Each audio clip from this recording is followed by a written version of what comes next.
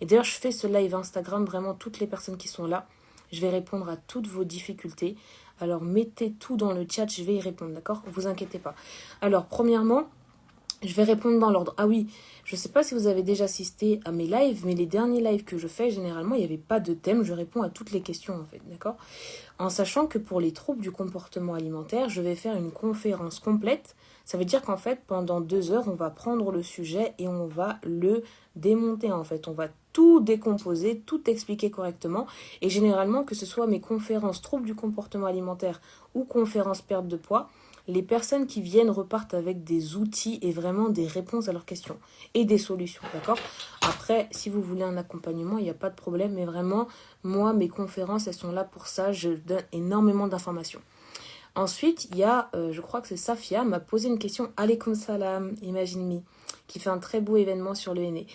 Safia qui m'a posé une question, je t'écris par rapport à la LAS et la PASS.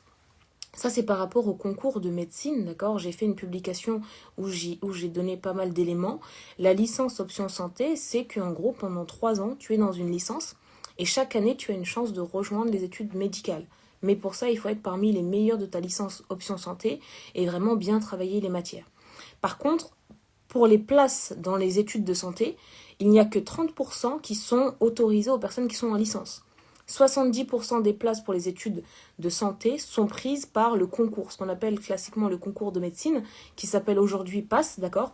Et ben, le concours de médecine, il te donne beaucoup plus de chances d'entrer directement dans les études de santé, puisque 70% des places sont liées à ce concours-là, qui s'appelle PASS. Donc moi, je recommande la PASS en premier lieu, d'accord? Ensuite, moi, j'ai passé le concours de médecine, j'avais 25 ans. D'accord, donc actuellement j'ai 28 ans, je suis en train de me perdre par rapport à mon âge, je suis en 4e année. D'accord, donc en fait il faut savoir une chose, c'est que j'étais infirmière et puis j'ai eu une sorte d'épuisement psychologique. Vraiment, je ne pouvais plus faire mon métier d'infirmière, en fait j'avais plus aucun épanouissement. C'est comme si tous les jours vous allez à votre travail et ça vous dit rien du tout de le faire en fait. Et donc c'est là que je me suis dit, vraiment il faut que je fasse quelque chose pour être heureuse parce que le métier d'infirmière me rend pas heureuse. Et vraiment, attention, le métier d'infirmière, c'est un très très très beau métier.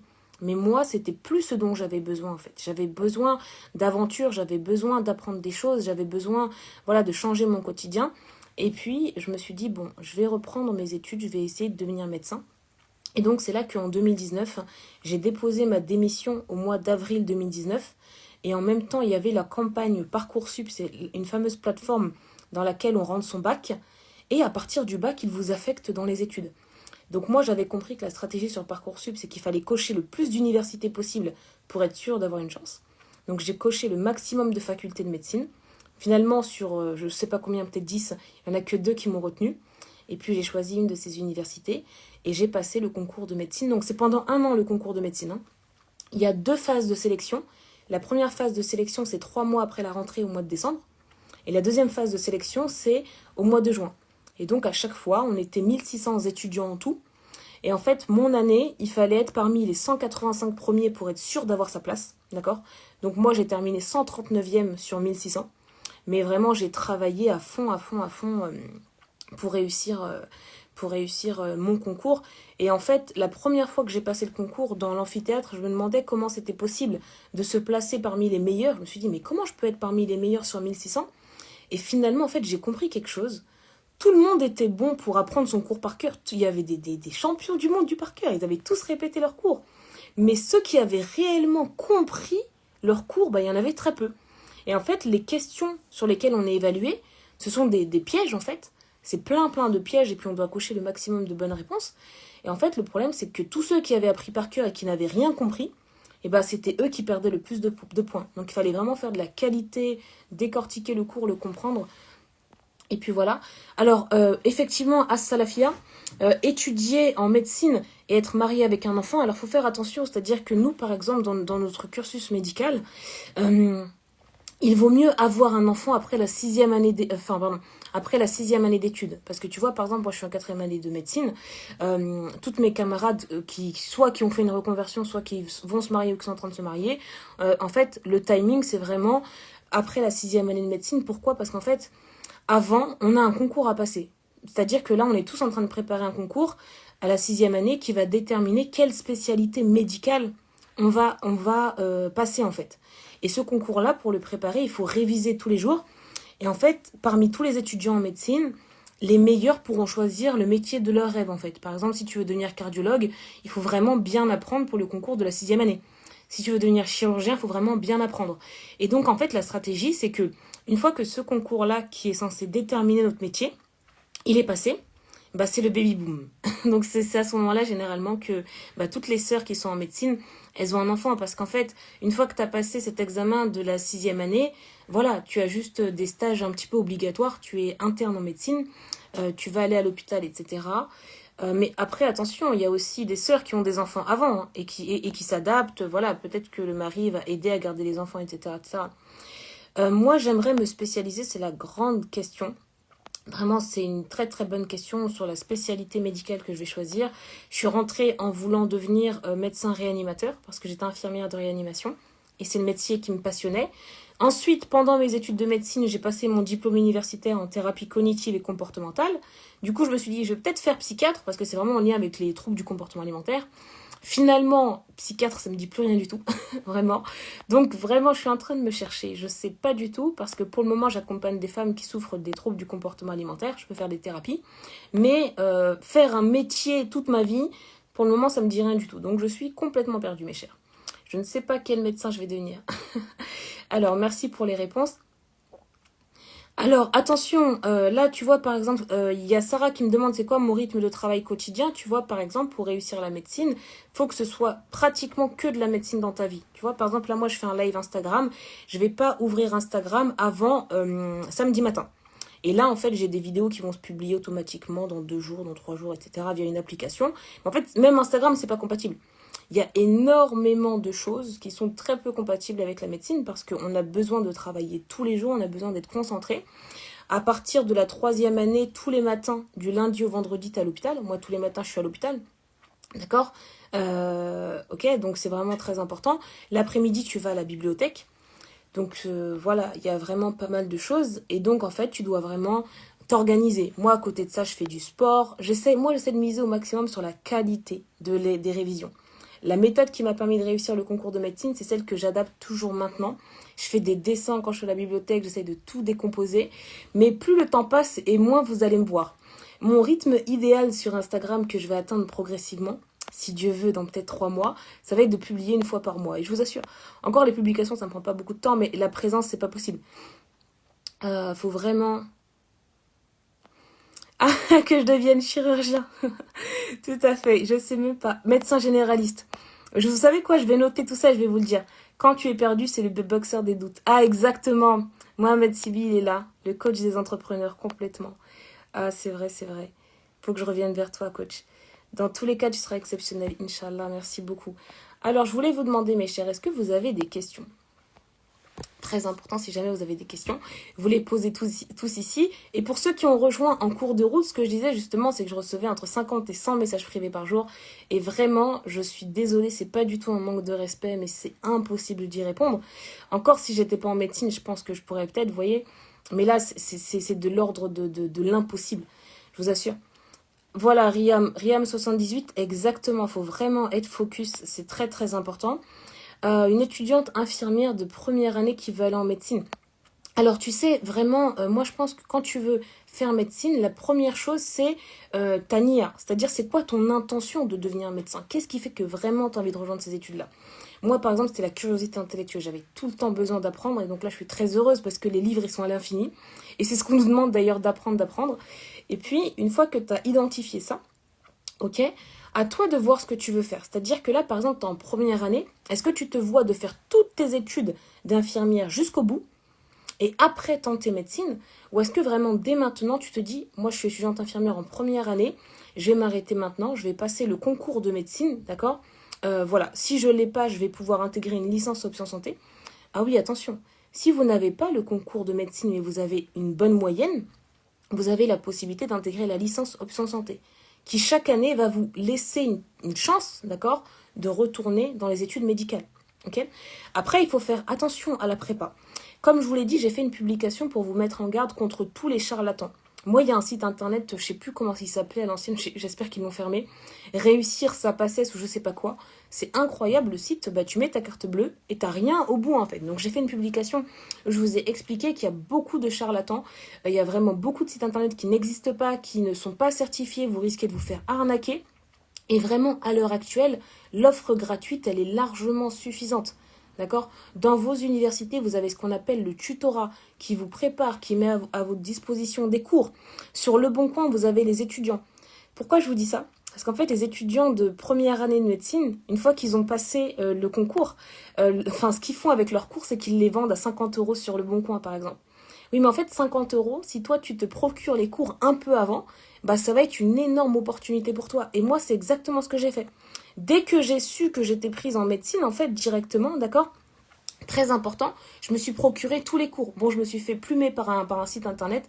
En plus, d'ailleurs, il faut que je cherche s'il existe encore ce site. Réussir sa passesse, c'est vraiment n'importe quoi. Mais c'est juste incroyable. Mais en fait, quand on ne connaît pas, on connaît personne en médecine, c'est une catastrophe. D'accord? Et donc, en fait, se procurer les cours avant. D'ailleurs, là, je suis en train de vous répéter ma publication parce que j'ai tout mis pour aider les gens. Se procurer les cours avant, s'inscrire au tutorat. L'organisation musulmane des acteurs de santé, c'est ouvert à tout le monde, hein, même si vous n'êtes pas musulman, vraiment. D'accord? Et surtout, l'université que vous allez y aller, c'est quoi le plus gros coefficient? Il faut s'intéresser très tôt au plus gros coefficient, en fait, d'accord? C'est vraiment très, très important. Ok? Alors, je ne vous ai pas expliqué le thème de ce live, mais il n'y a pas de thème. Je réponds à absolument toutes vos questions. D'accord? Donc là, c'est parti sur la médecine, mais je peux répondre à toutes vos questions, la perte de poids, tout ce que vous voulez. Bien sûr, les troubles du comportement alimentaire, vous allez avoir toute une conférence le 11 février. Et il faut vraiment s'inscrire dans ma bio. Ce n'est pas payant. D'ailleurs, j'ai jamais pensé à faire payer mes conférences parce que pour moi, il faut faire circuler le savoir. Alors, Riam78, t'aimerais apprendre tout sur le fonctionnement du corps, plus pour ton entourage. Alors franchement, Riam78, j'ai pas de livre à te conseiller pour le corps humain parce que tu vois, nous par exemple, nos livres de médecine, ils sont séparés par fonction en fait de l'organisme, par système, tu vois. Par exemple, on a vraiment toute la cardiologie, toute la pneumologie. On n'a pas un livre qui va tout regrouper. On a un énorme livre qui s'appelle Le Néther sur l'anatomie, tu vois, mais on n'en a pas... Alors, TRF Sarah, trop tard pour faire médecine, moi je te dis vraiment non, pas du tout, vraiment. On a un frère qui a passé le concours, il avait 41 ans, il l'a très bien réussi, il l'a même beaucoup mieux réussi que moi. Il a une femme et des enfants, vraiment, et en fait il s'est inscrit avec son baccalauréat des années, je sais pas, il avait 41 ans à l'époque. Il a rentré son baccalauréat sur Parcoursup, puis il a rédigé sa lettre de motivation. Et puis il s'est retrouvé sur les bancs du concours de médecine. Et par contre, voilà, il s'occupait plus trop de son foyer à ce moment-là. C'était vraiment sa femme s'occupait des enfants, etc. Ils avaient déjà prévu comment payer le loyer. Et pendant une année, il s'est concentré à fond sur ce concours. Et actuellement, il est avec nous. Hein. En plus, voilà, il s'entend avec tout le monde. Il est jamais trop tard, et pareil pour les femmes, vraiment. Et en plus, je vais vous dire une chose, par exemple, pour toutes celles qui ont la problématique des enfants, ou etc., quelque chose de très important, c'est qu'une fois que vous avez passé, voilà, les 6 premières années, on va dire, vraiment, après le premier concours, c'est comme si vous étiez en CDI à l'hôpital. Tous les mois, on va vous donner 1700 euros, vous êtes interne. C'est-à-dire que pour moi, là, par exemple, dans 3 ans, mes études sont terminées. Parce que tous les mois, je vais avoir 1700 euros. Je vais faire des ordonnances, je vais être supervisée par des médecins. Bon, je devrais apprendre ma spécialité. Mais voilà, en fait, le temps, il passe vraiment très, très vite. Et l'épanouissement personnel, vraiment, l'épanouissement personnel n'a pas de prix. Alors, justement, Empire Beauty, moi, j'ai eu 3 sur 20 en physique au concours de médecine. Ça m'a pas empêché d'arriver 139e sur 1600. Tout simplement parce que au concours de médecine, il y a la question des coefficients.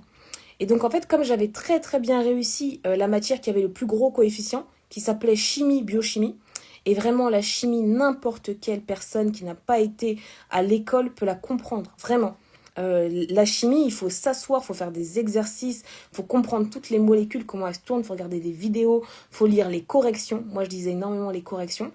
Et en fait, voilà, j'avais vraiment tué le plus gros coefficient de médecine, très important. Et en fait, la note que j'ai eue dans les matières de par cœur, parce qu'il y a des matières de par cœur, et plus la chimie, la biochimie, et ben ça a contrebalancé complètement mon 3 sur 20 en physique. Par contre, la physique, je vais vous dire une chose. Moi, j'avais pas mal de carences scolaires, d'accord? La physique, je l'ai travaillée comme une dingue parce que je me suis dit, Syrah, tu comprends pas la physique. Si tu la travailles pas, c'est ça qui va faire que tu vas échouer. Mais en fait, plus je la travaillais, plus j'étais nulle, en fait. Et en fait, je passais des heures et des heures dessus. Et si j'avais su que j'aurais eu 3 sur 20 au physique, au concours de physique, je vous assure que je l'aurais même pas travaillé, en fait. Parce que franchement, j'aurais le temps que j'ai passé sur la physique, je l'aurais passé sur d'autres matières, j'aurais peut-être fini dans les 100 premiers. Mais je pouvais pas savoir. Moi, je pensais vraiment que la physique, voilà, je pensais que mon cerveau allait pouvoir la comprendre. Et malheureusement, jusqu'au bout, j'ai pas compris. Donc voilà. Mais en fait, comme ça marche au coefficient, il faut être très stratégique. Dès que vous savez votre université, vous vous intéressez à quel est le plus gros coefficient de l'université. Par contre, si vous venez d'une reconversion professionnelle, ou bien que vous avez un bac technologique comme moi, même un bac pro, vous n'allez pas attendre la rentrée au mois de septembre pour savoir comment le concours il fonctionne. D'accord? Il faut vraiment regarder des vidéos YouTube, vous intéresser à c'est quoi la méthode de travail, comment on fait pour mémoriser et quel est le plus gros coefficient. D'accord? Pour moi, c'est vraiment très important. Et après, moi, je me suis entraînée toute l'année. J'ai participé à tous les concours de tous les concours, en fait, les concours blancs. Parce que toutes les semaines, en fait, on était 1600 étudiants. Non, pardon, toutes les 3 semaines, on avait un concours blanc. On nous mettait dans une grande salle avec un sujet commun pour tout le monde. Et en fait, on se mesurait les uns aux autres. C'est-à-dire que tout au long de l'année, on savait déjà comment on allait finir. Et moi, en fait, les premiers concours blancs, quand je sortais, je pleurais parce que j'étais parmi vraiment... on était 1600, j'étais dans les 900e en fait à chaque fois. 900e, millième, etc. Et je me souviens, d'ailleurs, je pense qu'il est là, Iliane, un très très bon ami en médecine qui est avec moi. Je pleurais à la fin d'un concours blanc. Et puis lui, il est arrivé dans les premiers. Et je lui ai dit, mais comment t'as fait pour avoir telle note, etc. Et heureusement que les jeunes, ils étaient pas compétitifs, hyper gentils. Et il m'a dit, mais tu sais, Syrah, moi, je fais beaucoup d'entraînement. Les annales, en fait, j'en fais toute la journée. Et je lui ai dit, c'est pas vrai. Et en fait, c'était ça qui me manquait. C'est-à-dire que je répétais mes cours, mais je m'entraînais pas assez. Et quand j'ai commencé à m'entraîner, parce que j'avais une imprimante, heureusement, j'étais infirmière, j'ai passé le concours à 25 ans, donc j'avais une imprimante laser. Voilà, j'avais vraiment mon petit confort. Et donc, je me suis mise à imprimer toutes les sources d'entraînement que j'avais à m'apporter. Et j'en faisais des tonnes, des tonnes, des tonnes. Et c'est comme ça qu'en fait, mes notes ont commencé à décoller. De millième au concours blanc à 300e sur 1600. Et en fait, très, très rapidement, vu que j'avais une capacité de travailler, je réduisais mon sommeil à 5 heures par nuit. Je m'entraînais énormément. Et il y a un autre camarade d'ailleurs qui me suit aussi, qui s'appelle Camille, qui j'ai demandé comment il faisait pour être aussi brillant. Et lui c'est pareil, il m'a dit je lis toutes les corrections, je les surligne et vraiment je fais en sorte de ne pas refaire les mêmes erreurs. Et donc une stratégie qui a beaucoup marché, c'est que moi je me rapprochais de ceux qui réussissaient en fait.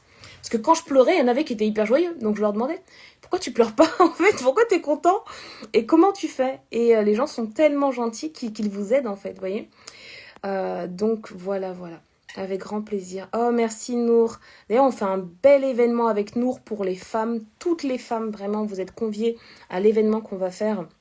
Je l'ai mis dans ma story d'ailleurs. Pour celles qui sont en couple aussi également, mais pas que. On va parler du bien-être féminin. Vraiment, comment prendre soin de soi. Ça va être super top. Alors, attention, moi, j'ai pas passé la passerelle. La passerelle, c'est qu'en fait, à partir de ton CV et ta lettre de motivation, si tu as un bac plus 3 minimum, d'accord, tu peux être admise dans les études de médecine. Par contre, faites attention parce que la passerelle, les places sont très limitées, d'accord. Et en fait, il y a pas mal de candidatures et en fait, ça se joue vraiment au destin. Enfin, tout se joue au destin, bien sûr, mais la passerelle, c'est pas une question de capacité. Pourquoi? Parce qu'en fait, il faut envoyer son CV et sa lettre de motivation, mais personne ne sait ce qu'il faut mettre dans la lettre de motivation pour être pris. Voilà, il y en a qui ont eu des masters, des doctorats qui n'ont pas été pris. Il y a des infirmiers jeunes diplômés qui ont envoyé CV et lettre de motivation. Sans se casser la tête, ils ont été pris. D'accord? Alors que les places sont très limitées. Et moi, je me souviens qu'en 2019, quand j'ai fait des recherches sur la passerelle, je ne comprenais rien.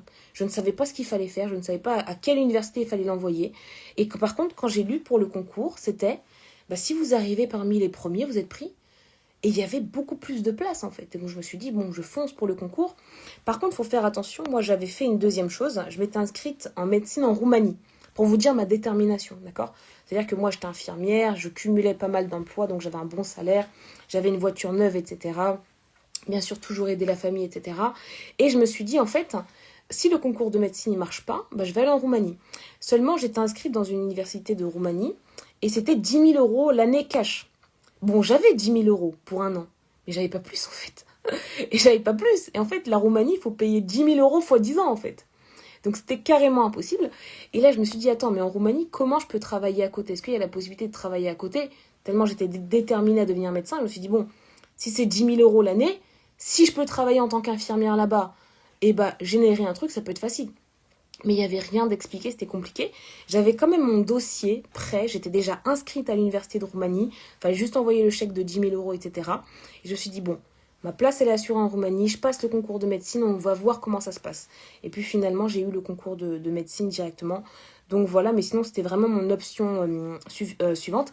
Et par contre, attention, l'année où j'ai passé mon concours de médecine, c'était une année où il n'y a pas de licence en fait. C'est soit tu réussis le concours de médecine en France une fois, soit tu n'as plus jamais la possibilité de retenter le concours une deuxième fois. D'ailleurs, c'est ce qui se passait. C'était one shot. Tu réussis une fois dans ta vie. Si tu échoues, tu n'as plus aucune chance, en fait. Donc, c'est pour ça que c'était très, très terrible. Alors, si tu as une licence de chimie, tu peux tout simplement repasser par Parcoursup pour passer le concours, en fait. Il n'y a pas de passerelle depuis la licence de chimie aux études de médecine, malheureusement. Donc voilà, donc c'était vraiment la détermination. Et d'ailleurs, c'est un live où on parle de tout. Donc si vous avez d'autres questions, n'hésitez pas à me poser vos questions. D'accord. Alors, SAF23 Ushia, super. Elle me pose comme question dans la boîte à questions que si on veut faire la passerelle, quel prof on peut contacter? Pour passer la passerelle, t'as pas besoin d'un prof, il faut que tu rejoignes, excuse-moi, un groupe. Il existe un groupe sur Facebook, d'ailleurs ça me fait très plaisir ce groupe qu'il existe. C'est un groupe solidaire de toutes les personnes qui ont déjà tenté la passerelle de médecine et qui l'ont réussi. D'accord? Parce que moi, à mon époque, ça n'existait pas. Et je pense que beaucoup de personnes auraient pu le tenter. D'accord, donc il faut vraiment foncer. Je l'ai mis dans ma story à la une IDE médecin. J'ai mis le nom du groupe que tu peux rejoindre, d'accord? Moi, je peux pas vous aider sur la passerelle parce que je l'ai pas tenté et je sais pas trop comment ça se passe. Enfin, c'est CV, lettre de motivation. La candidature qui est retenue sur CV, lettre de motivation passe ensuite un oral. Et à l'issue de l'oral, on voit si on te garde ou pas, d'accord? Donc voilà, mais vraiment courage, courage. Alors, Fiona 2989. Donc j'ai dit la première étape pour aller en médecine avec ton bac, d'accord, c'est il faut que tu t'inscrives sur la plateforme Parcoursup. Parcoursup va déterminer dans quelle université tu vas être pris. D'accord? Ensuite, je vous ai dit que pour obtenir les annales ou les anciens concours, d'accord, avant l'année scolaire, donc si tu veux, moi je pense que 3 mois avant le concours, ça peut être un peu raisonnable. 3 mois avant le concours, c'est pas mal, d'accord? Avant la rentrée, d'accord, tu peux te procurer directement les annales, les cours même carrément, sur le Bon Coin. Parce que tous mes camarades, d'ailleurs, c'était leur job, ça. Tous leurs cours, ils les mettaient dans un drive. Et le drive, ils le vendent à 50 €. Bon, c'est un business que je vais pas trop révéler. Mais bon, ils sont jeunes. Et c'était comme ça qu'ils se faisaient des sous pour les promos d'après qui voulaient tenter le concours. Ils revendaient leurs cours, d'accord? Donc, tu peux toujours, voilà, les trouver pour te plonger un petit peu dedans, etc. Sur le Bon Coin, à chaque fin d'année, tu en as vraiment plein. Alors, Adjer, c'est vraiment super si tu souhaites être membre de l'organisation musulmane des acteurs de santé.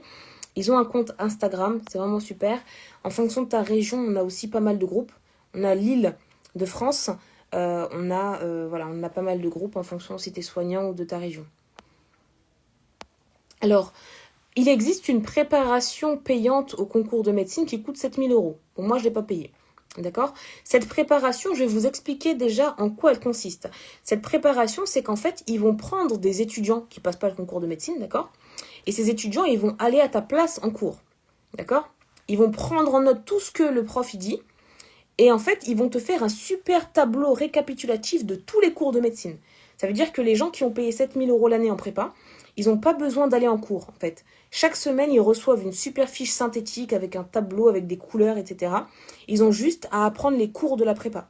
Tandis que ceux qui n'ont pas payé 7 000 € l'année, la prépa, soit ils vont en cours, ils assistent à tous les cours, ils prennent eux-mêmes leurs notes, soit en fait, ils peuvent se fournir les cours de l'année d'avant, généralement le tutorat de la fac. Tutorat égale association gratuite de médecine de la fac. Le tutorat de la fac, ils peuvent te mettre à disposition des cours de l'année d'avant un petit peu, etc. Tu vois. Donc après, tu vois comment ça peut se passer, ok, etc.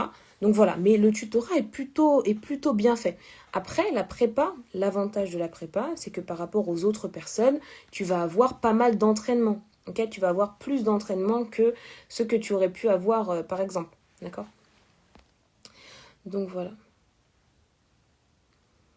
Voilà, tu vois, Saf, elle connaît des personnes qui ont déboursé des fortunes et au final, ils n'ont pas eu le parcours. Donc tu vois un petit peu, en fait, il y a vraiment des personnes qui profitent de la détresse, du vide qu'il y a autour du concours de médecine pour vraiment vous faire se faire de l'argent.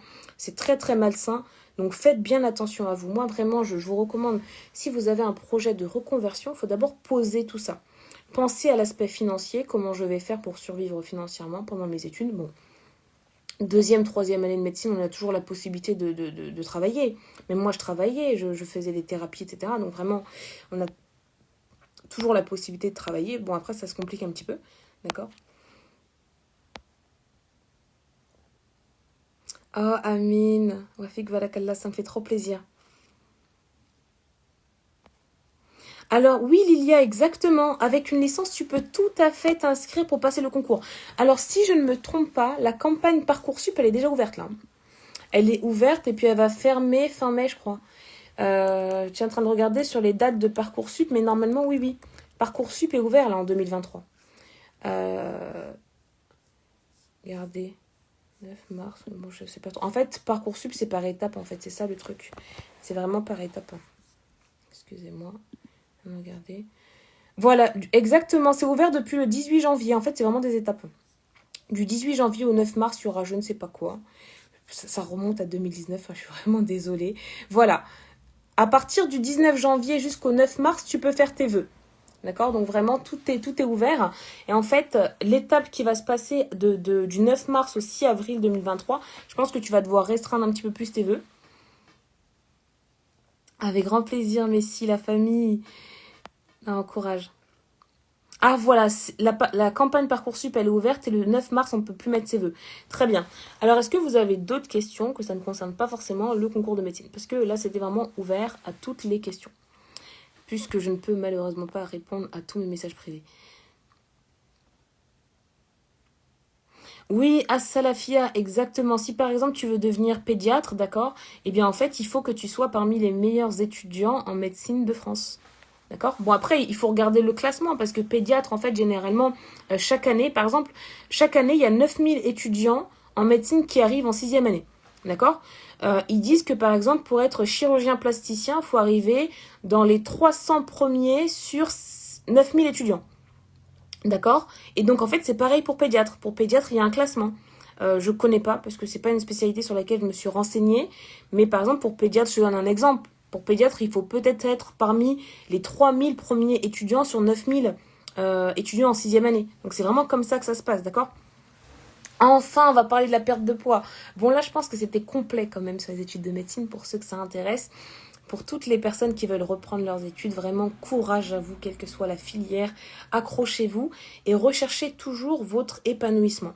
Et moi, je vais juste vous dire un exemple de l'importance de la préparation parce que j'ai un très très très bon ami à moi vraiment qui avait tenté une reconversion, d'accord? Vraiment, il avait tenté de reprendre ses études médicales, vraiment à peu près le même profil, etc.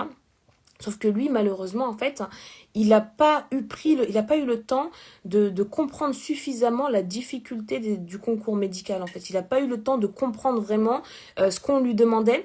Et quand il a commencé à comprendre le concours de médecine, on était déjà au mois de janvier. On avait déjà passé la première phase de sélection, d'où l'importance de vous préparer. En fait, c'est très très important. Il faut réfléchir son projet, il faut l'écrire, etc. Il faut voir à peu près les obstacles et après vous foncez. On va enfin parler de la perte de poids. Ah oui, non. Là, actuellement, non, non. Actuellement, je suis payée 200 euros par mois parce que je vais en stage, en fait. C'est les indemnités de stage. On gagne 200 euros par mois. Donc, heureusement que j'ai un job étudiant. D'ailleurs, Instagram fait partie de mon job étudiant. Ok? Non, parce que autrement, enfin, non, vraiment, on est pratique. En fait, c'est que à partir de la sixième année de médecine. Non, excusez-moi. À partir de la septième année de médecine, on gagne à peu près 1700 euros par mois. D'accord? De la septième année de médecine jusqu'à ce qu'on devienne médecin, on est à 1700 euros par mois. Et avant la septième année de médecine, on est entre 200 et 300 euros par mois, puisqu'on va en stage et on fait des comptes rendus, donc on a une petite indemnité. D'accord. Pour les cancéros, c'est pareil, hein. Il y a un rang limite si tu veux devenir cancérologue. En fait, dans chaque filière, d'accord, faites bien attention, dans chaque spécialité médicale que vous voulez faire, il y a un classement minimum à avoir. D'ailleurs, c'est pour ça que régulièrement, je coupe Instagram pour réviser. Parce qu'il faut vraiment énormément travailler pour exceller en médecine. Ensuite, on m'a parlé de la perte de poids. En fait, ça va vraiment être un live où on va parler de tous les thèmes. Donc, est-ce qu'il y a des gens qui souhaitent qu'on parle de la perte de poids? Ou est-ce que ça va être un live que médical? Oui, exactement, il faut s'y préparer, d'accord? Donc, après cette introduction médicale, on va passer à la perte de poids. Puis s'il y a d'autres questions médicales, je répondrai ensuite. Donc, concernant la perte de poids, est-ce qu'il y a des gens qui veulent maigrir ici? Je reçois pas mal de messages privés de personnes désespérées qui souhaitent perdre du poids, qui me disent vraiment, voilà, je souhaite perdre du poids, je ne sais pas trop comment y arriver, etc. Moi, j'aimerais vous dire une chose, d'accord, très très importante, et j'ai vraiment besoin de toute votre attention là-dessus. Comme vous le voyez sur Internet, il y a beaucoup de plats équilibrés, il y a beaucoup de recettes pour prendre soin de son corps, pour vraiment manger équilibré, sainement, etc. Faire du sport. Mais en fait, si vous comprenez la complexité de la perte de poids, c'est pas ça le problème en fait. C'est pas forcément votre alimentation, c'est pas forcément votre activité physique le problème. Le problème de la perte de poids et ce qui fait que autant de personnes n'arrivent pas à perdre du poids, récemment j'ai fait un sondage dans ma story, 72% des femmes ont dit qu'elles n'arrivaient pas à perdre du poids. C'est parce qu'en fait pour perdre du poids, il faut être parfaitement bien dans sa tête et dans sa vie. D'accord? Parce qu'en fait, vous savez, votre corps, il est fait pour avoir des réserves en permanence. Il est fait pour avoir des réserves. Vous voulez absolument lui enlever ces réserves-là. Sauf que le problème, c'est qu'à partir du moment où vous êtes débordé dans votre tête, vous avez une charge mentale trop importante. Et bien là, directement, ça va déséquilibrer l'alimentation. Ou bien, ça va conduire à de la procrastination. D'accord? N'oubliez pas, déséquilibre alimentaire, procrastination liée à votre bien-être psychologique directement. C'est pour ça que moi, dans tous mes accompagnements, mais je leur dis en fait, mais la nutrition et le sport, mais je vais pratiquement pas vous en parler en fait. Et c'est comme ça que les femmes que j'accompagne, elles perdent du poids. Je les apprends pas à bien manger parce que généralement, elles savent très bien faire. D'ailleurs, je leur dis, bon, si tu veux vraiment savoir comment bien manger, je t'ai fait un livre parfait, tu peux le lire, ça s'appelle L'équilibre alimentaire. Il est hyper complet sur ce que tu dois manger. Mais tout ce qu'on travaille, c'est leur vie en fait. On travaille leur charge mentale. Comment ça va en ce moment dans ton quotidien? Est-ce que tu es débordé par rapport à tes enfants, par rapport à ton mari, ton travail? Qu'est-ce qu'on peut faire pour diminuer ta charge mentale? Et les femmes, elles perdent du poids en fait. Et en fait, on ne se concentre même pas sur l'activité physique. Une femme qui est peu préoccupée, naturellement, en fait, elle va aller faire du sport, elle va bouger. Mais dès qu'elle a sa charge mentale qui est écrasante, les enfants qui sont vraiment une responsabilité très importante, des problèmes, dès qu'elle est triste, qu'elle se perçoit très négativement, et ben automatiquement ça y est, elle retombe dans les travers de manger. Vous entendez plus? Elle retombe dans les travers de manger déséquilibré, ça bug. Ah mince, que se passe-t-il? Je suis en train de me demander ce qui se passe. Vous m'entendez? D'accord? Et donc, en fait, dès que... c'est clair. Ah, super. Anne Vagabonde, elle me dit que c'est très clair. Alors, en fait, dès qu'elle va tomber dans toutes ces difficultés, en fait, malheureusement, toutes ces difficultés de son quotidien, vraiment, elle va se mettre, malheureusement, à manger très peu. Et surtout, ah, vous entendez, c'est super, c'est très rassurant. Et surtout, malheureusement, en fait, elle va se remettre à reprendre du poids. Et donc, en fait, mes chers, là, vraiment, c'est très, très important pour moi que vous puissiez vraiment perdre du poids. Vraiment, je vous le souhaite. Je vous souhaite d'avoir le corps que vous voulez, d'avancer vraiment dans une belle silhouette, que vous soyez bien avec vous-même. Mais la priorité, s'il vous plaît, c'est agissez sur votre vie. Votre vie, votre quotidien, votre travail. Et donc, en fait, une fois que vous allez agir activement, vraiment, sur les obstacles à votre perte de poids, ce qui vous empêche quotidiennement de perdre du poids, mais en fait, vous allez atteindre votre poids idéal à une puissance. Mais d'abord, concentrez-vous sur vous-même, votre épanouissement personnel. Et d'ailleurs, je vais vous dire une chose, et si vous en êtes convaincu, vous allez comprendre la complexité de la perte de poids. À votre avis, vraiment, si on prend n'importe quelle femme de ce live qui rêve d'avoir un corps mince, c'est son goût à elle a envie d'être mince, elle a envie d'avoir une belle silhouette, elle a envie d'être vraiment bien dans son corps. Et là, actuellement, elle est obèse, elle pèse 130 kilos.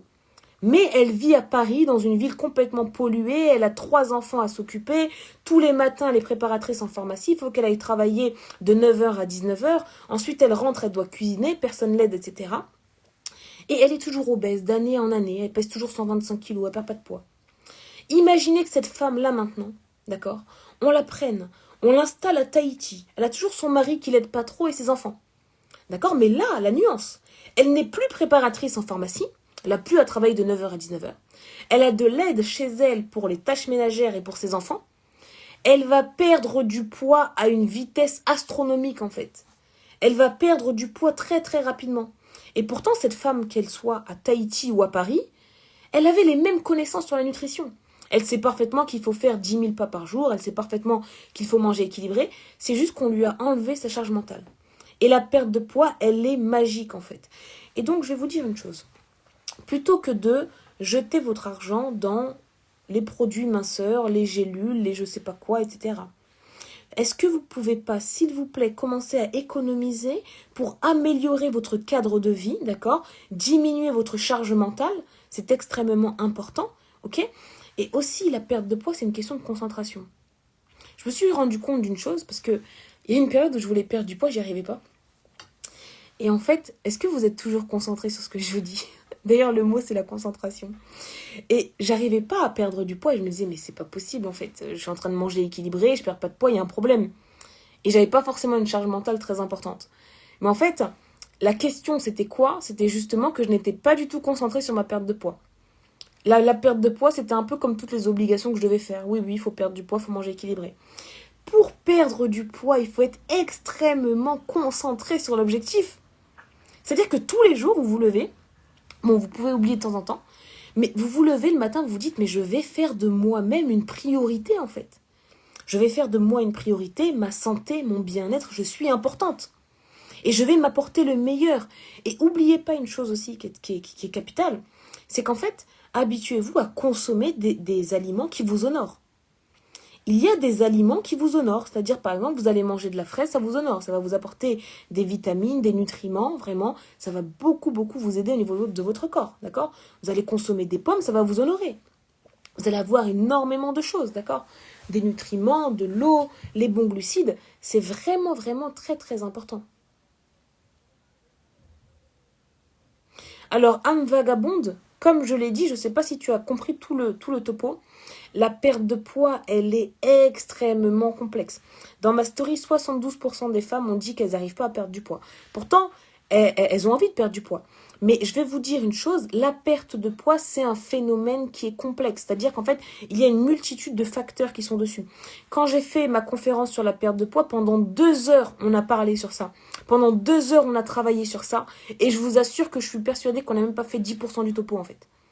Tellement il y a une multitude de choses qui rentrent en compte.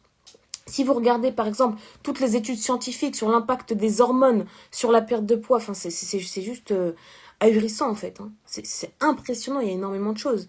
Mais ce que je veux vous dire aussi, c'est la chose qui est capitale, c'est vraiment commencer à ordonner votre vie aussi, petit à petit. Moi, la perte de poids, je l'étudie, je la travaille. Sachez qu'il y a tout un livre de nutrition qui est énorme. Mais ce qui serait bien, d'ailleurs, vraiment ce qui serait génial, c'est si on pouvait s'intéresser un peu plus à la santé mentale des gens. D'accord? Parce que ça aussi, c'est un énorme pan de la perte de poids. Ok? Alors, donc, très bien. Bon, je vais juste couper un instant sur cette question-là. Comment mettre toutes ces chances de côté pour être prise dans une faculté de médecine sur Parcoursup? Quelle que soit l'étude sur Parcoursup, il ne faut pas faire de fautes d'orthographe dans sa lettre de motivation. Il y a un logiciel qui détecte toutes les fautes d'orthographe dans les lettres de motivation sur Parcoursup et il te met de côté quand on a trop, en fait, malheureusement. Autrement, pour être prise, il faut cocher le maximum de vœux possible dans une fac de médecine, d'accord? Pour prendre du poids, il faut manger fractionné, hyper protéiné, hyper calorique en fait. Mais vraiment les bons lipides par contre, faut faire attention. Voilà, tu manges à fréquence beaucoup plus rapprochée, des aliments plus riches mais quand même très bons pour ta santé. Tu vois, riche en oméga 3, en protéines par exemple. Voilà, âme vagabonde, on dirait qu'il y a quelque chose qui bloque la perte de poids dans ton corps. Alors si tu penses que c'est dans ton corps, il faudrait mieux consulter pour faire une prise de sang. Et par contre, si tu penses que c'est dans ta tête, c'est ta vie qu'il faut étudier. Hein. C'est très très très important, hein. Vraiment. faut vraiment analyser son mode de vie. Alors, Missidor, tu sais que récemment, je voulais même développer un programme complet. Vous avez vu, il existe des programmes sur les troubles du comportement alimentaire. Mon programme, il s'appelle Manger libre. D'accord? Je voulais créer un programme sur l'addiction au sucre. Bon, j'ai pas le temps de le créer tout de suite, d'accord? Mais pourquoi je voulais faire ça? Tout simplement parce que, est-ce que vous savez que l'addiction au sucre, il faut 3 semaines pour en guérir? Ça veut dire que, par exemple, si aujourd'hui vous décidez de réduire progressivement votre consommation de sucre, d'accord, quelque chose de très important, pour que votre corps puisse vraiment se débarrasser de tout ce besoin physique, ces pulsions physiques d'en consommer, il vous faut 3 semaines de sevrage progressif, d'accord? C'est extrêmement important. Alors Inès, tu te doutes bien que je ne peux pas révéler mon université. Récemment, j'étais en stage et j'ai eu tellement peur que ma responsable de stage, elle connaisse mon activité sur Instagram parce que, bon, il m'arrive d'arriver en retard le matin, c'est pas très sérieux. Mais bon, elle aurait assimilé ça à ça. Parce qu'il y a une aide-soignante qui m'avait reconnue, etc. Elle me dit, oh non, vraiment pas que tout le service le sache, etc. Bon, j'étais pas très exemplaire sur les retards. Mais non, je veux vraiment pas révéler mon université sur Instagram par contre. Mais je suis à Paris. Voilà, donc ça c'était vraiment pour l'addiction au sucre. Pour l'addiction au sucre, il faut remplacer vos sources de glucides, c'est extrêmement important. En fait, c'est quelque chose qui doit se faire progressivement. Le sevrage doit durer le sevrage doit durer vraiment pendant 3 semaines. Et sachez une chose, que la dépendance physique au sucre, elle ressemble énormément aux personnes. Elle ressemble énormément aux personnes qui sont addicts en fait, hein, d'accord? Il faut vraiment faire très très attention. La dépendance au sucre, elle ressemble énormément à l'addiction à toutes les drogues en fait. Pour une femme en préménopause qui n'arrive pas à perdre du poids. Ah oui, alors ça, c'est extrêmement important qu'il y ait un suivi gynécologique qui soit fait, d'accord? Parce qu'en fait, justement, au niveau de la préménopause, il va y avoir un dérèglement hormonal qui va se faire, d'accord? Et sachez une chose, c'est que les hormones sexuelles féminines, elles sont énormément liées à la régulation de l'appétit et au stockage des graisses. Ça, c'est quelque chose que vous devez absolument savoir. D'où le fameux syndrome prémenstruel. D'ailleurs, le syndrome prémenstruel, j'avais fait une vidéo là-dessus où je vous expliquais un petit peu ce qu'il fallait consommer pour limiter son impact, parce qu'il y a vraiment énormément de choses en fait qui peuvent un peu influencer tout ça, donc il faut faire attention.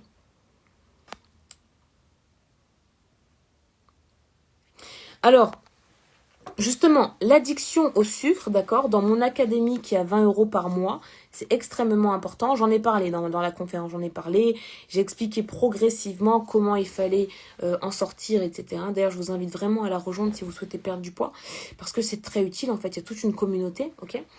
J'ai pas l'habitude d'enregistrer mes lives. Alors, oui, effectivement, j'ai YouTube. Mon YouTube, il marche pas trop parce que je comprends rien.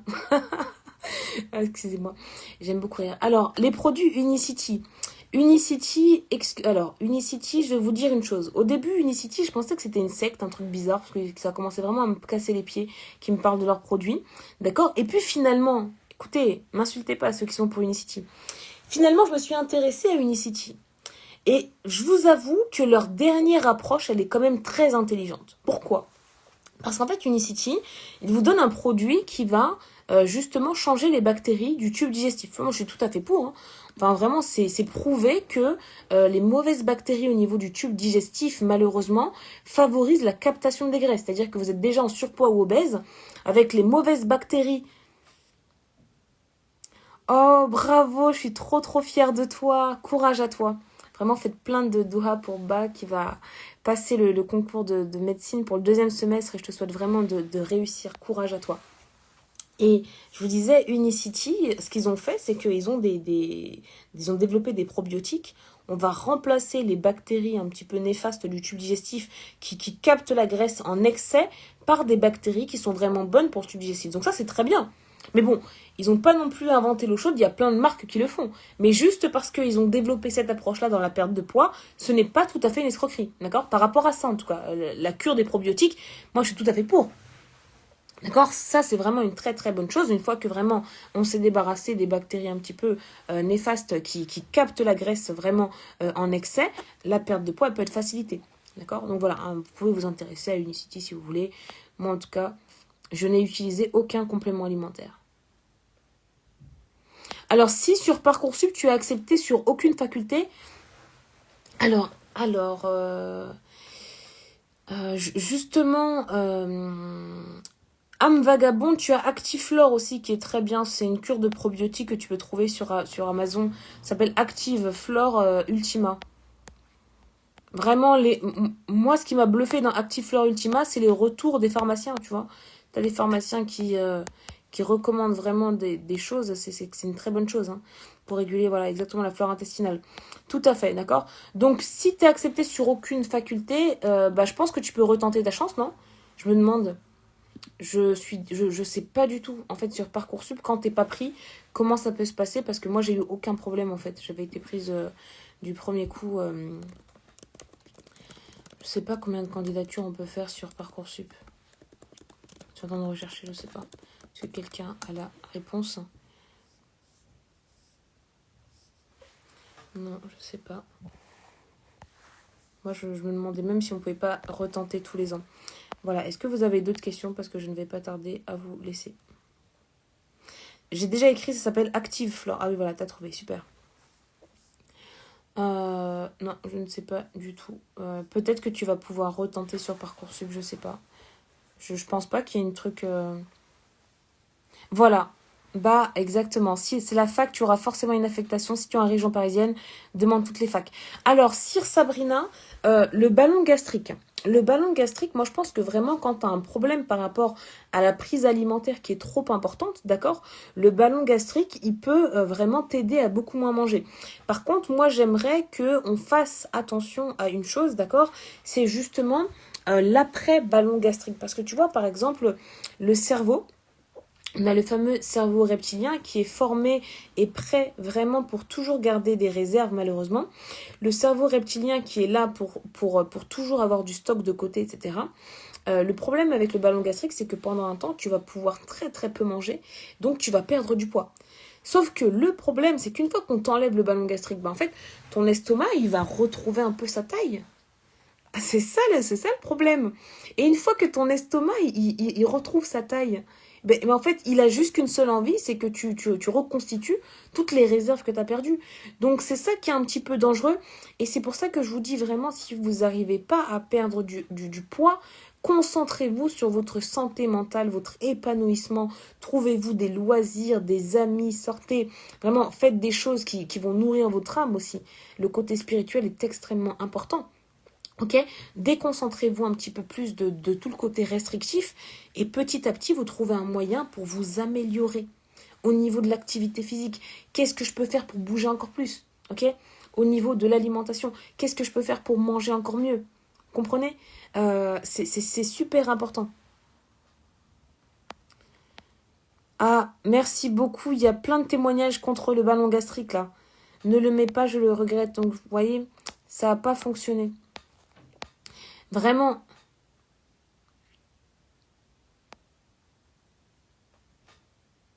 Ah oui, âme vagabonde. Alors, âme vagabonde, elle a parlé du syndrome de Dieu. Et subhanallah, il y a des médecins qui se sentent supérieurs. Non. Alors, en fait, il y a un rappel qui est tellement beau, qui est très, très, très important. Et je pense qu'on doit se le rappeler, surtout les personnes qui sont dans l'accompagnement ou qui ont des patients, ce genre de choses. C'est qu'en fait, la guérison, elle appartient à Allah. C'est-à-dire qu'en fait, par exemple, si moi, je vais faire du coaching, je vais accompagner quelqu'un, n'importe quel domaine, perte de poids, troubles alimentaires, si cette personne, elle est guérie des troubles alimentaires, j'ai fait une cause pour la guérir. Mais la guérison, elle vient de Dieu. Faut toujours, toujours se rappeler ça. C'est-à-dire que tu peux prendre quelqu'un même qui a passé sa vie à étudier la perte de poids, d'accord? Bien, tu peux l'employer pour qu'il t'aide. Mais si Dieu, Allah, d'accord, a vraiment, vraiment décidé que cette personne-là ne va pas guérir, elle ne guérira pas. Donc en fait, il faut vraiment accepter une chose, c'est que la guérison ne vient pas des êtres humains. Non, non. Ça vient vraiment du créateur de l'univers et des cieux. C'est extrêmement important. Et je pense que se rappeler ça régulièrement, ça permet de garder les pieds un peu sur terre. C'est capital. Il faut vraiment se le rappeler. Et c'est vrai que moi, parfois, quand j'ai eu des cas très très graves de troubles du comportement alimentaire qui étaient passés par tous les spécialistes, le fait que, voilà, elle soit parvenue à une guérison avec l'aide d'Allah, vraiment avec la permission d'Allah, bon, ça m'a apporté énormément de réjouissance et c'est là où il faut faire attention, il faut rester extrêmement humble et se dire qu'en fait, la guérison, ce n'est pas de mon fait, en fait, d'accord? Je n'ai été qu'une cause pour accompagner cette personne-là. Et le résultat final, toujours, il ne vient jamais d'un être humain. Il faut toujours se dire ça pour pas... Ok. Ok, est-ce que vous avez des questions? De toute façon, à 23h05, ce sera terminé. J'ai lancé un live comme ça, sans préparation, excusez-moi. De toute façon, je réponds... pour les personnes qui arrivent, je disais que le but de ce live, c'est que je réponds à toutes les questions. Là, il est déjà assez tard. Ah oui, et une chose extrêmement importante, c'est qu'il y a une conférence qui est prévue le 11 février. Alors, le 11 février, vous savez, la dernière conférence que j'ai faite sur les troubles du comportement alimentaire, elle était il y a 3 mois. Et en fait, malheureusement, je ne vais pas pouvoir en faire d'autres avant très longtemps. Alors, vraiment... Alors, justement, là, je disais, les probiotiques pour la perte de poids, il faut mettre Actiflore.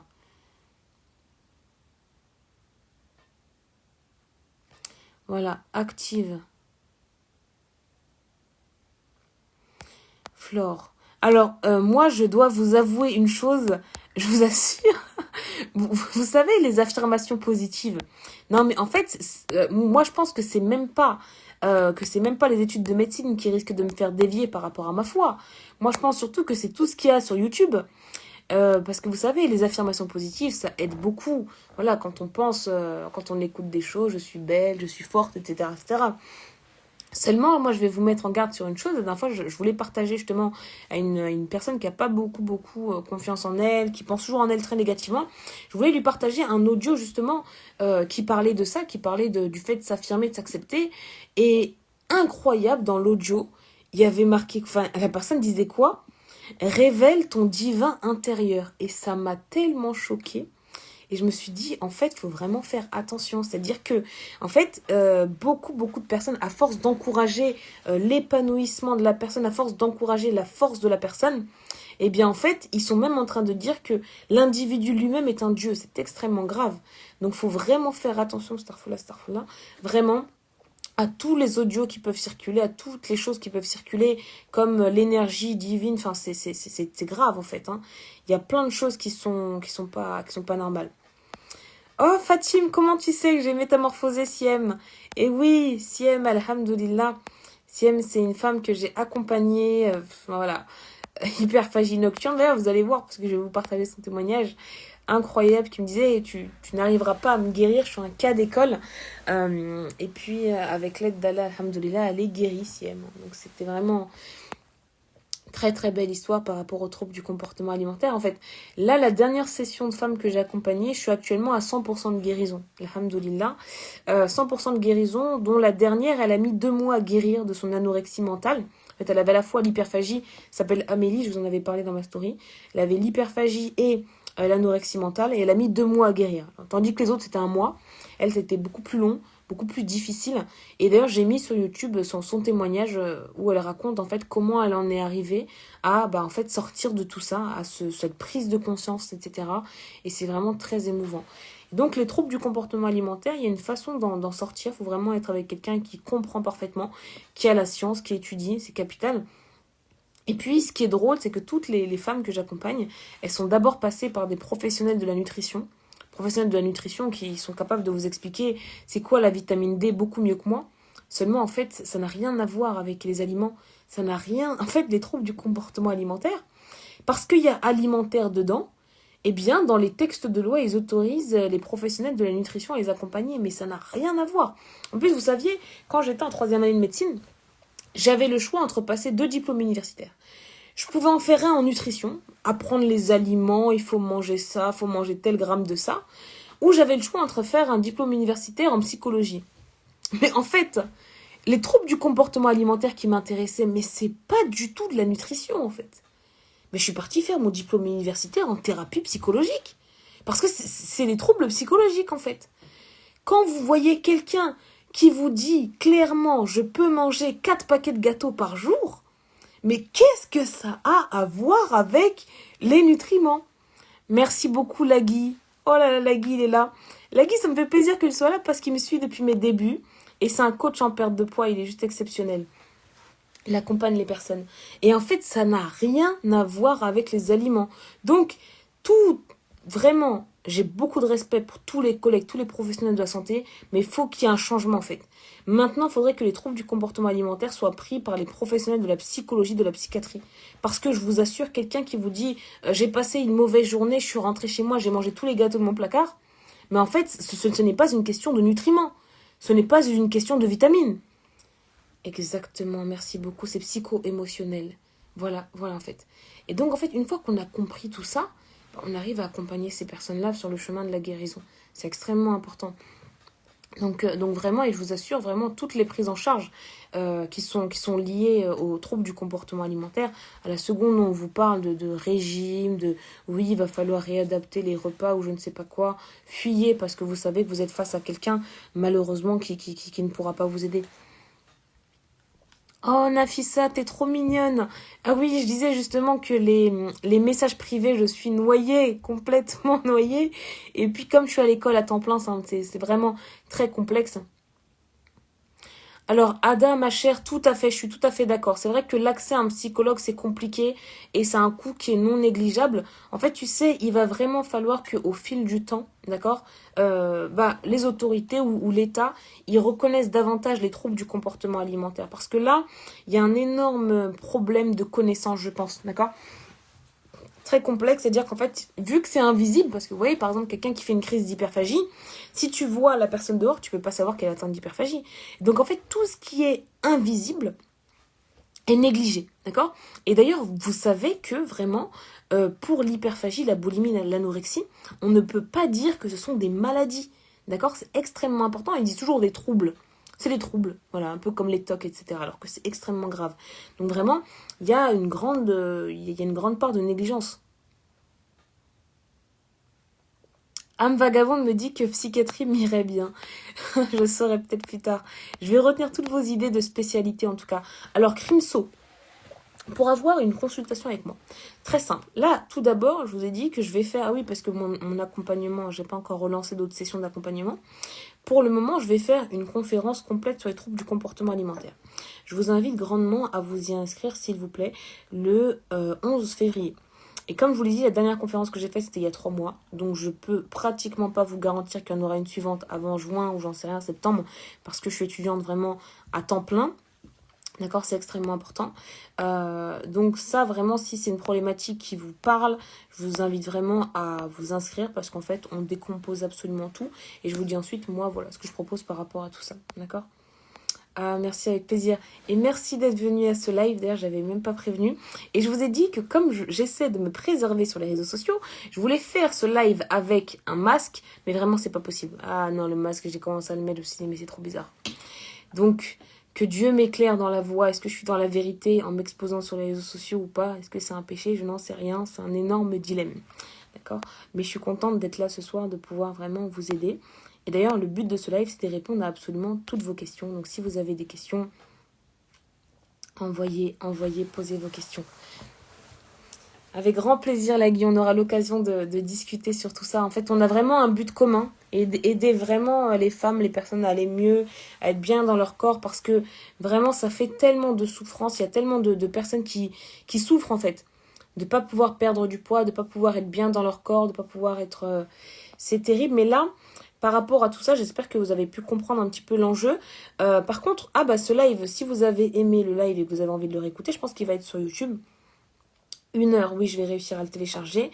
Alors, quand tu vas dans ma bio Instagram, tu sais, il y a un petit lien. Tu peux cliquer sur le lien et puis tu mets ton nom, ton adresse mail et directement tu viens à la conférence. Pour moi, c'est important que les conférences, elles soient gratuites. Bon, je suis pas en difficulté financière au point de, vous les faire payantes parce que rien que sachez que mes lives Instagram, très très important, mes lives Instagram, mes conférences, elles ont aidé beaucoup de femmes à en sortir déjà, énormément, d'accord ? Oui, à la fin de la 6e année, Inès, tu peux te spécialiser dans les cancers. Tu choisis ta région. Alors, Instamoon, je disais que justement, je ne sais pas encore quel type de médecin je veux devenir. C'est très très compliqué pour moi. En fait, rien que le fait qu'il faut choisir, c'est difficile. Bon, déjà, pour pouvoir choisir, il faut être parmi les meilleurs au concours de la 6e année de médecine, d'accord? On est 9000 étudiants chaque année à être en 6e année de médecine. Et il faut arriver parmi les meilleurs pour vraiment avoir le choix et choisir sa spécialité. Voilà, exactement. Ada, tu as tout dit. Quand on traite les TCA, il y a déjà eu tellement de conséquences, en fait, malheureusement. Et j'espère vraiment qu'au fil du temps, ça va être vraiment bien pris en charge. Esprit libre, je crois que quand tu poses ta question, tu pars, en fait. Tu pars, après tu reviens, après tu reposes la question. Tu sais que j'ai répondu 2 fois à ta question, quand même, hein. Sur Unicity, j'ai tout dit.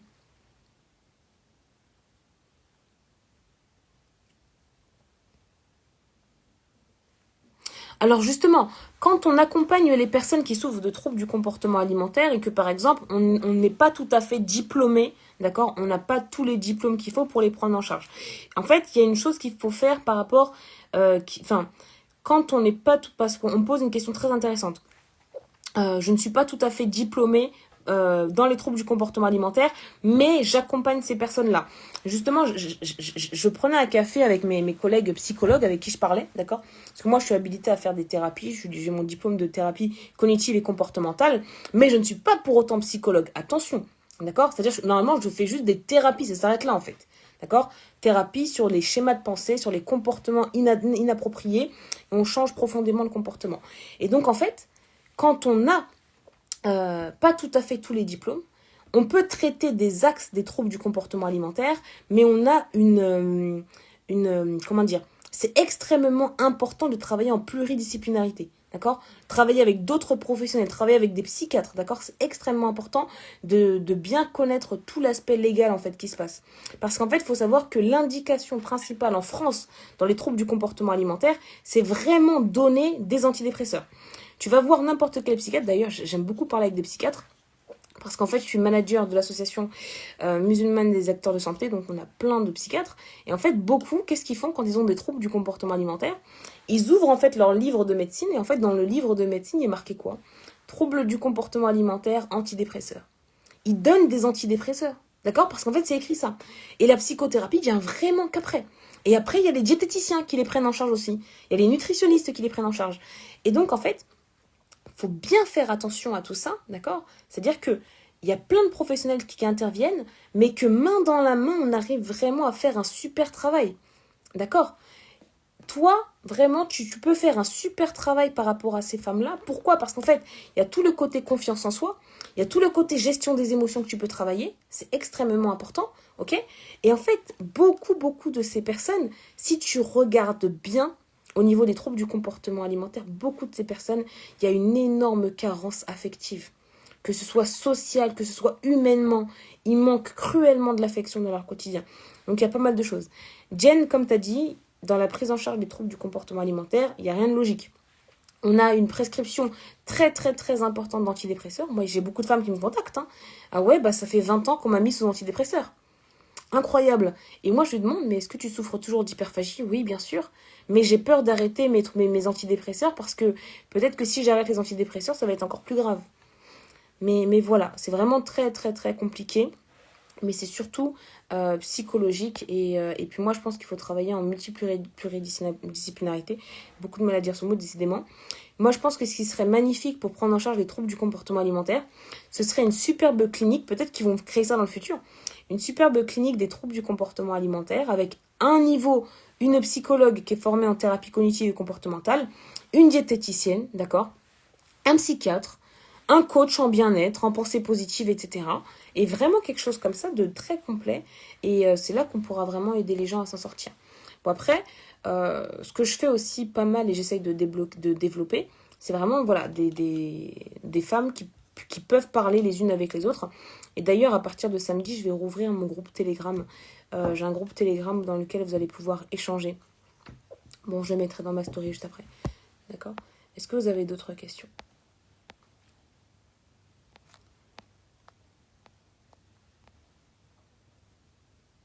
Ah oui, Crimso, tu sais que ma conférence, je vais en parler tous les jours. Là. En fait, à chaque fois que je vais revenir, je vais en parler.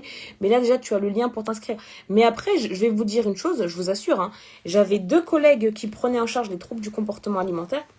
Je connaissais très bien, on se demandait des avis, etc. Il y en a une qui était coach, hein, d'accord, coach en nutrition. Il y en a une qui était psychologue.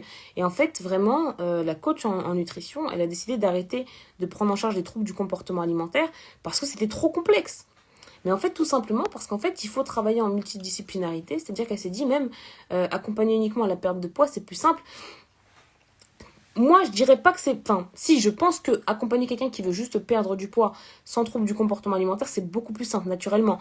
Mais les troubles du comportement alimentaire, tu peux les prendre en charge quand tu arrives à prendre la personne dans son ensemble. Faut vraiment voir ça comme ça.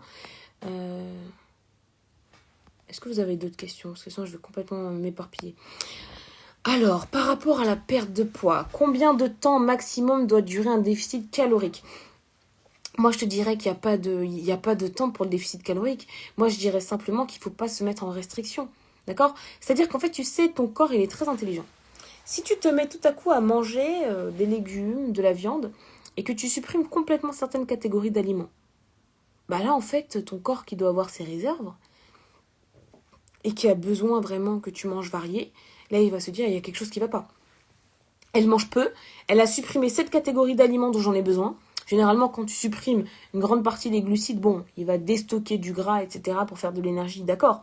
Mais tu vas quand même te mettre en difficulté. Quand tu supprimes des classes d'aliments où c'est vraiment trop restrictif, généralement, en fait, il y a un énorme yo-yo après. Par contre, quand tu manges varié, mais vraiment varié, tu manges de tout, des aliments riches en oméga 3, tu manges des protéines, tu manges des glucides complexes, etc. Tu bois suffisamment d'eau, mange vraiment de tout. Parfois, tu peux vraiment réduire ton apport calorique, tu perds du poids. Tu vois? Vraiment, tu réduis un peu ton apport calorique. Mais comme c'est varié, il y a vraiment de tout. Il y a du fromage, il y a des produits laitiers, il y a de tout dans ton alimentation. Bah, tu vas continuer à perdre du poids. Ok? Donc, il faut vraiment réfléchir comme ça. C'est important. Ensuite, as-tu d'autres questions? Et par contre, ah oui, effectivement, moi, ce que je recommandais, comme a dit Lagui, c'est exactement ça. Restriction égale frustration égale yo-yo. Tout à fait. Ce qui est très important aussi, c'est, tu vois, par exemple, si tu vois que tu manges équilibré et que tu n'es pas loin de ton IMC, par exemple, j'ai dit fromage au hasard, d'accord? Tu peux manger du fromage de chèvre, à l'apport calorique et pas du fromage de chèvre en mousse, là, vous savez, il est vraiment très bon celui-là. Tu peux manger du fromage de chèvre comme ça. Tu peux vraiment voir ceux qui n'ont pas un apport lipidique trop important. Ok, alors je vais conclure sur le jeûne intermittent. Le jeûne intermittent, on me demande pour ou contre. Le jeûne intermittent, si vous avez compris le cerveau reptilien et les fameuses... merde, je perds mes mots. Le cerveau reptilien et d'ailleurs le fameux côté... C'est pour ça qu'il faut vraiment que j'arrête le live. Donc, si vous vous souvenez du cerveau reptilien et le fait que le corps a toujours besoin d'avoir ses réserves, alors vous comprenez le danger du jeûne intermittent. Pourquoi? Parce que le jeûne intermittent, justement, c'est que pendant une période de temps, 7-8 heures, tu ne vas pas manger. Ils ont même dit que l'idéal, c'était 12 heures entre ton dîner et ton prochain repas, d'accord, ton petit déjeuner ou ton déjeuner. Ok? Et bien en fait, ce problème-là, justement, c'est que ton corps, comment il va réagir? Il y a des personnes à qui ça va rien faire. Ah bah oui, j'ai dîné à 20 heures, je mange pas le lendemain avant midi. Je connais des personnes, ça leur fait ni chaud ni froid. Ils ont pas faim, ils sont très bien. Ou si, voilà, ils ont un petit creux, ils vont prendre un thé, ils ne ressentent rien du tout. Pour certaines personnes, ça va être extrêmement pénible. Et à partir du moment où c'est pénible pour votre cerveau, qu'est-ce qu'il va faire en fait? Et bien en fait, il va déclencher des pulsions secondaires tout au long de la journée pour rattraper tout ce que vous avez manqué. Et d'ailleurs, ça va même créer un stress très important de l'organisme et vous allez reprendre du poids, d'accord? Et donc en fait, c'est pour ça que le jeûne intermittent, chez certaines personnes, il peut même favoriser les troubles du comportement alimentaire ou au contraire en déclencher davantage. Donc faites attention, ça dépend des personnes. Les personnes qui tolèrent le jeûne intermittent et même les personnes qui tolèrent correctement le jeûne, comment ça s'appelle, le jeûne du ramadan ou la sunna du prophète, d'accord, de jeûner, il y a des personnes comme ça qui perdent du poids, c'est impressionnant. Ils le tolèrent super bien. Mais d'autres personnes, vraiment, elles ne peuvent pas. Et c'est pour ça que, peu importe tous les témoignages que vous voyez sur le jeûne intermittent, d'accord, ça dépend des gens. Les personnes qui le tolèrent, mais moi j'ai envie de leur dire, attends, vous avez tellement de la chance. Vous avez tellement de la chance. Moi, je sais que le jeûne intermittent, c'est impossible pour moi. C'est impossible pour moi. Je sais très très bien que je ne vais pas le tolérer parce que je suis une ancienne obèse. C'est-à-dire que vraiment, si je reste très longtemps sans manger, parce que mon cerveau se souvient de toute l'intoxication alimentaire que j'ai eue, je reste très longtemps sans manger, ça me fait un grand stress, c'est pas possible. Et ça dépend vraiment des êtres humains. Et ceux qui le tolèrent ont des pertes de poids, mais impressionnantes. Parce que, voilà, on mange pas pendant 12 heures, c'est beau, hein. Alors, un diabétique de type 1 peut-il jeûner ou faire le jeûne intermittent? Alors, dans ces cas-là, si tu es diabétique de type 1 et que tu essayes de jeûner, je dis bien essayer parce que tu nourris l'intention, il faut contrôler ta glycémie et commencer par consommer des glucides complexes à libération lente et voir si vraiment ça t'aide vraiment à tenir ou pas. Et si jamais tu as des hypoglycémies, eh bien non, dans ces cas-là, voilà, tu as une aumône à verser et tu n'as pas la possibilité de faire. Alors, Sarah, ah oui, Sarah, je ne sais pas si tu me suivais quand au Ramadan dernier. Au Ramadan dernier, j'ai carrément créé un programme minceur Ramadan en fait. Pourquoi? Parce qu'en fait, je me connais, moi j'ai une alimentation qui est adaptée au Ramadan. C'est-à-dire que le matin, je consomme énormément de sources d'oméga 3. Les oméga 3, ils mettent à peu près 8 heures à être digérés, d'accord? Et comme ils mettent 8 heures à être digérés, eh bien tu n'as pas faim pendant longtemps. Donc moi voilà, avec les séquelles de mon obésité qui doit beaucoup manger, eh bien en fait vraiment en mangeant des avocats, du saumon le matin, je n'avais pas faim du tout en fait, vraiment. Donc tout a été adapté. D'ailleurs mon programme minceur Ramadan, il va revenir de nouveau dans mon académie, parce que mon académie c'est la seule offre de perte de poids que je propose pour le moment, d'accord? Alors, est-ce que je fais des rendez-vous en visio? Je ne fais pas de rendez-vous en visio. Si vous voulez un suivi avec moi, c'est dans le cadre de ma thérapie qui s'appelle Manger libre, effectivement. C'est tout à fait possible. Alors, les kilos émotionnels peuvent-ils être une conséquence d'un TCA? Alors, en fait, les TCA englobent un peu l'alimentation émotionnelle, d'accord? C'est un trait de caractère, voilà, c'est une caractéristique des personnes qui sont très, très en commun, d'accord? L'alimentation émotionnelle, moi, je l'englobe carrément dans la prise en charge des TCA. Manger ses émotions, c'est pas forcément négatif, d'accord? Parce qu'en fait, c'est un réconfort. On souffre, on a besoin d'un réconfort. Le problème, c'est quand la seule réponse que vous avez, c'est le réconfort, en fait, face à votre souffrance. C'est ça qui n'est pas normal. Quand à chaque fois vous cherchez en permanence à vous réfugier dans la nourriture, ce n'est pas possible.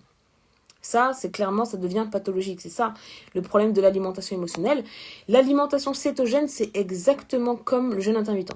Les personnes qui vont très bien le tolérer, ça va pas du tout être une restriction pour eux, et ben ils vont perdre du poids, ça va être impressionnant. Parce que la science derrière l'alimentation cétogène, elle est très belle. Par contre, très très très peu des êtres humains peuvent tolérer le jeûne intermittent et l'alimentation cétogène. L'écrasante majorité va la trouver trop restrictive, et les gens qui la trouvent trop restrictive, même sans forcément le savoir, parce que si vous n'écoutez pas votre corps, vous n'allez pas vous en rendre compte, eh bien, eux, ils vont avoir soit des crises de perte de contrôle alimentaire, soit carrément ils vont déclencher des TCA, soit ils vont reprendre encore plus de poids. Donc, attention, moi, l'alimentation cétogène, j'ai même pas besoin de la tester, je sais déjà que ça va me rendre malade, c'est pas possible. Supprimer les glucides, c'est pas possible. Pour d'autres personnes, c'est totalement cool, c'est super bien, ils sont très heureux. Exactement, la Guy. Quand c'est excessif et qu'on en devient dépendant, c'est là que ça devient un problème. Voilà, tu vois, Samira, c'est devenu une pathologie. Vous voyez, c'est vraiment terrible, hein. D'accord, vous voyez, c'est ça. Donc, il faut vraiment trouver son juste milieu. En fait, on a tous des profils différents. Moi, je connais des personnes. Voilà, Hanan, par exemple, sur Instagram, elle a fait le régime cétogène. Elle le tolère très, très bien, machallah. Moi, je sais que c'est pas possible. Voilà, donc en fait, si vous voyez, par exemple, des personnes partager leurs résultats, sachez que ça leur convient à eux, en fait. Ça ne convient pas à d'autres personnes, malheureusement.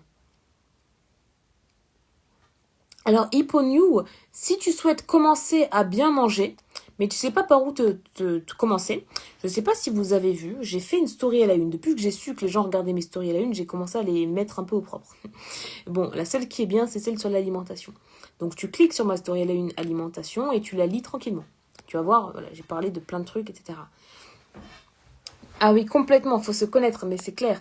En fait, exactement, d'accord? Donc tu regardes ma story à la une alimentation, c'est très très bien expliqué, tout est nickel, et puis comme ça, tu changes progressivement ton alimentation. Bon, je vais vraiment vous dire au revoir. Merci d'avoir assisté à ce live. Alors, Yuki, oui, âme vagabonde, faut vraiment bien se connaître, mais c'est progressif. Vraiment, vous allez y arriver.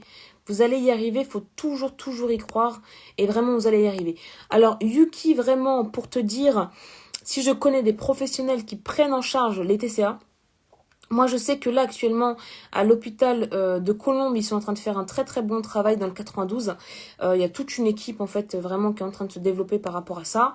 Bon après toujours leur procédure elle est très longue parce que c'est bien généralement des médecins nutritionnistes etc. Donc en fait les médecins nutritionnistes Bon, au moins, ce qui est bien, c'est que si tu n'as pas le temps d'avoir une prise en charge, ou si tu n'as pas la possibilité de faire une thérapie, tu as une prise en charge, tu as un environnement, d'accord? C'est pas non plus des lumières dans les troubles du comportement alimentaire, mais je trouve que déjà, réunir une équipe voilà, de médecins nutritionnistes, de diététiciennes, très très bien, d'accord? Ensuite, tu assistes à ma conférence, si jamais tu en as la possibilité. Tu t'inscris à ma thérapie aussi également, d'accord? Donc c'est vraiment très important. Oh, Inch'Allah, Safia, future infirmière, trop fière de toi. Tu vas voir, c'est un magnifique métier, puis tu vas apprendre plein de choses. Il y a tellement de services, etc. Voilà, bah tu vois, les hormones, c'est vraiment pareil. Euh, Alors, en fait, vraiment, si tu souffres de nervosité, t'es stressé, moi, je dirais déjà les aliments qui sont riches en tryptophane, parce que le tryptophane, qu'est-ce que c'est? C'est le précurseur de la sérotonine, qui est l'hormone du bien-être. Ensuite, deuxièmement, si t'es très stressé, il faut utiliser vraiment des techniques de relaxation. Ah bah, tiens, je crois que c'est ma publication de demain où je parlais de la perte de poids, en plus, je crois. Vraiment, gestion du stress, relaxation, c'est super important. Avec grand plaisir, Lagui, et merci vraiment d'avoir suivi ce live. Et je vous invite vraiment à le suivre. Il accompagne vraiment les femmes qui souhaitent perdre du poids. Et j'ai eu de super bons retours par rapport à ça. Merci, Lagui.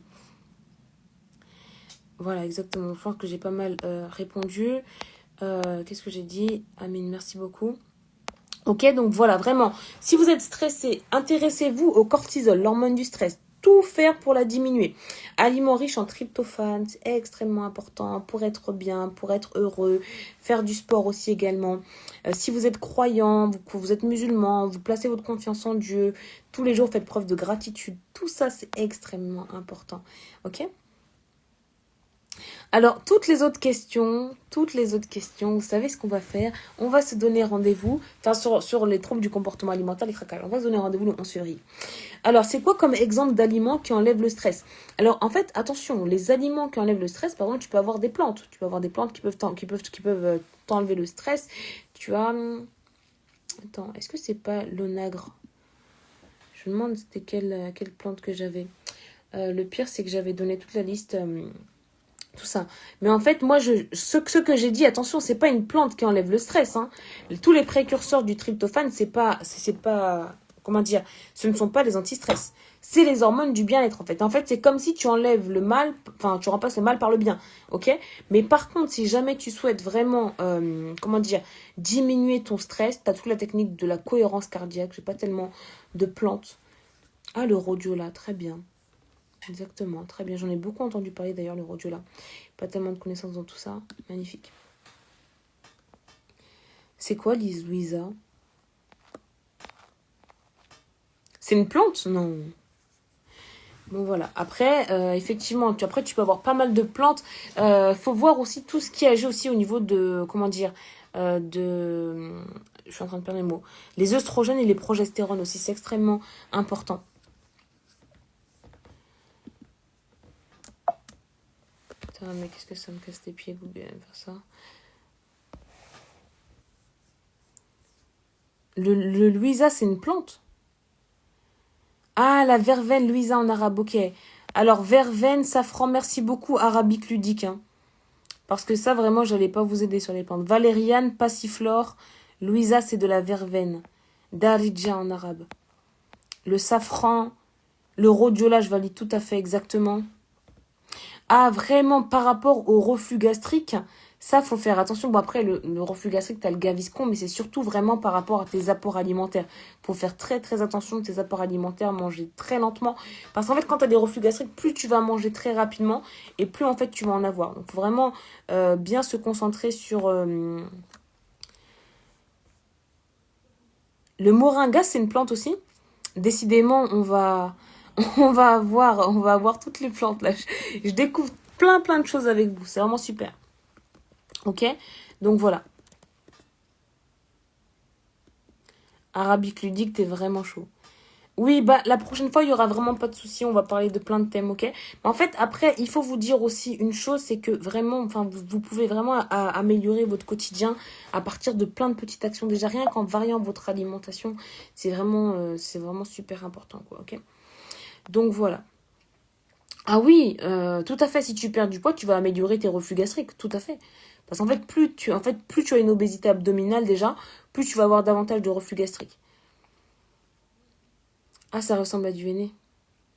Arabique ludique, oui, complètement aller suivre Arabique ludique pour apprendre l'arabe, Inch'Allah. Bah, c'est tellement important, tu sais que c'est vraiment une préoccupation pour moi, Arabique ludique, et j'ai vraiment envie d'apprendre aussi, puisque c'est tellement important d'avancer au niveau de sa foi. Et d'ailleurs, vraiment, sachez une chose, même pour toutes les personnes, s'il y a des personnes qui ne sont pas musulmanes ici, c'est que la religion musulmane, c'est vraiment la bienveillance, la solidarité, et vraiment, on apporte avec nous un message de paix. C'est extrêmement important d'apprendre davantage notre religion. Voilà, bah écoutez, je vous souhaite à tous une bonne soirée. Merci beaucoup d'avoir assisté à ce live qui n'était pas préparé. Et je vous souhaite vraiment d'atteindre tous vos objectifs. Le corps de vos rêves, Inch'Allah, la santé, la réussite dans tous vos objectifs. Il n'y a rien qui est facile, vraiment, tant qu'on sera ici-bas sur Terre, on sera éprouvé, d'accord? Mais derrière chaque épreuve difficile, il y a une bénédiction. Donc voyez-le vraiment comme ça. Apprenez davantage, faites partie des endurants. Lisez, cultivez-vous et surtout priez parce que vous savez, moi, toutes les réussites que j'ai eues dans ma vie, ben, c'est vraiment à partir de la prière. Hein. J'ai énormément imploré, alhamdoulilah, et vraiment, j'ai 28 ans. Bon, allez, excellente soirée à tout le monde. Une vie de lutte, exactement. Âme vagabonde, elle a tout dit. Une vie de lutte pour une destination de rêve, Inch'Allah, je vous le souhaite. Bonne soirée à tous et merci beaucoup, beaucoup d'avoir été là. Et encore désolé à tous les messages privés que j'ai pas pu répondre. C'est au-delà de ma capacité. Merci, bonne soirée. Salam alaikum.